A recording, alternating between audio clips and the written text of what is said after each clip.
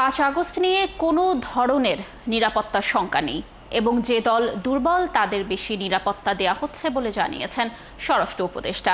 সোমবার সচিবালয়ে আইনশৃঙ্খলা সংক্রান্ত কোর কমিটির বৈঠক শেষে এসব কথা বলেন তিনি। গেল 1 বছরে আইনশৃঙ্খলা পরিস্থিতি কাঙ্ক্ষিত মাত্রায় আসেনি বলেও জানান উপদেষ্টা।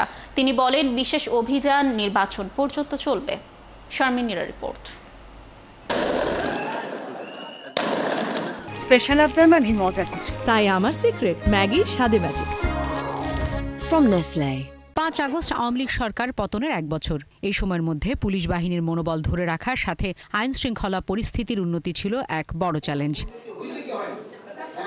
সচিবালয়ে আইন শৃঙ্খলা সংক্রান্ত কোর কমিটির বৈঠক শেষে বর্তমান পরিস্থিতি নিয়ে স্বরাষ্ট্র উপদেষ্টার কাছে মূল্যায়ন জানতে চান সাংবাদিকরা। আমরা যে সময় এই দায়িত্ব নেই সেই সময় আমাদের এই পুলিশ বাহিনীর পরিস্থিতি কী ছিল, অন্যান্য বাহিনীর অবস্থাটা কী ছিল এবং দেশের অবস্থাটা কী ছিল, ওই থেকে কি উন্নতি হয়েছে কি হয় না এটা আপনারা বলেন।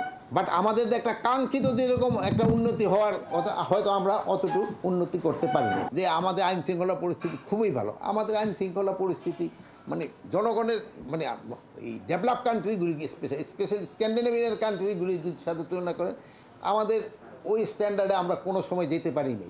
এই সময় রাজনৈতিক দলগুলোকে সরকারের দেওয়া নিরাপত্তা নিয়েও তাকে প্রশ্ন করা হয়। যে বেশি ভালনারেবল তারা একটু বেশি প্রোটেকশন দেওয়া হয়, যে একটু কম ভালনারেবল তারা একটু কম প্রোটেকশন দেওয়া হয়। যেমন আপনার আল্লাহ দিলে কেউ ভালনারেবল না, আপনার কোনো প্রোটেকশনই দরকার হয় না। এটা তো বিভিন্ন এজেন্সি আছে, প্লাস আপনারও কোন যে এই এলাকাটা ভালনারেবল, আপনাকে থেকে এই ইনফরমেশন পাবেন। নির্বাচনে কে অংশ নেবে কে নেবে না তা ইসির সিদ্ধান্ত।